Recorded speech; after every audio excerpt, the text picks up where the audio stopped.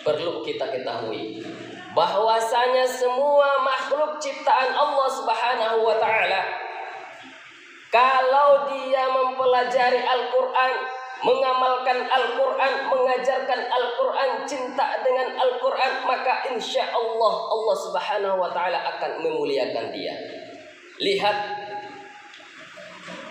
Nabi Muhammad sallallahu alaihi wasallam menjadi manusia yang paling mulia di muka bumi karena ia membawa Al-Qur'an, karena Al-Qur'an diturunkan kepadanya.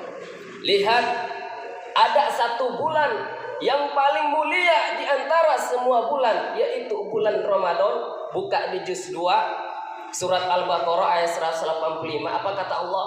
Syahrul Ramadan alladzi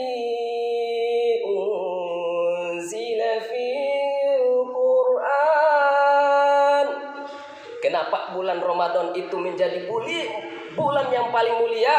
Karena di bulan itu diturunkan Al-Quran. Ada satu malam lagi, dan malam itu menjadi malam yang paling mulia di antara semua malam, yaitu kita kenal dengan malam Lailatul Qadar. Kenapa? Karena pada malam itu diturunkan Al-Quran. Buka di juz 30 surat Al-Qadar ayat 1. Inna anzalnahu fi lailatul qadar. Sesungguhnya kami telah menurunkan Al-Quran pada malam Lailatul Qadar. Maka malam itu juga menjadi malam yang paling mulia. Ada yang paling sederhana. Kalau kita lihat di depan kita ini ada kitab suci Al-Quran. Ini ditulis dari kertas yang biasa.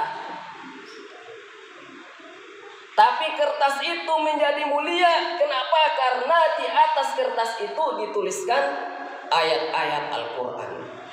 Kertas apapun, mau harganya paling murah apapun, tapi kalau dituliskan ayat Al-Quran di atasnya, maka insya Allah kertas itu juga akan ikut menjadi mulia. Inilah keistimewaan Al-Quran. Nah, bagaimana jamaah kalau Al-Quran itu ada pada diri-diri jamaah semua, ada pada hati-hati jamaah semua, ada di kepala jamaah semua? Bagaimana kalau Al-Quran itu ada di kehidupan kita setiap hari?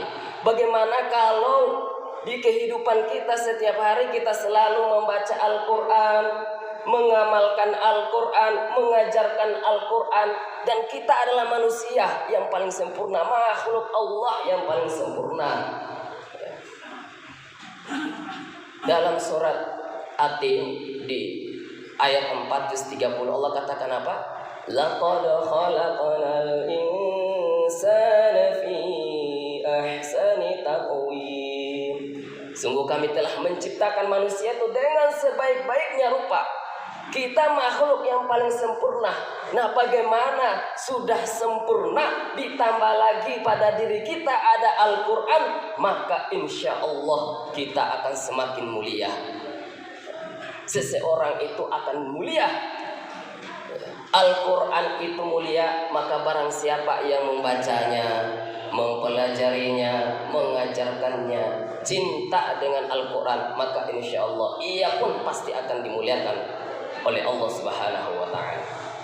Hadirin jamaah Jumat yang sama-sama mengharap ridho Allah Subhanahu wa ta'ala. Maka saya sering sampaikan dimanapun saya ceramah, usahakan diri kita ini bisa menghafal Al-Quran. Tapi Ustadz, saya juga kan sudah terlambat nih. Umur saya udah tua, udah pensiun. Kalau kita sudah terlambat, maka usahakan anak kita bisa menghafal Al-Quran. Iya, tapi anak saya juga sudah terlambat, udah pada nikah. Kalau anak kita juga udah terlambat, maka usahakan cucu kita bisa menghafal Al-Quran. Cucu saya juga udah pada besar, udah pada kuliah. Kalau dinasehatin untuk menghafal pun udah susah.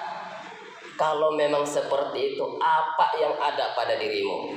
Oh, ternyata dia memiliki harta yang banyak, dia memiliki rumah yang banyak, dia memiliki tanah yang banyak.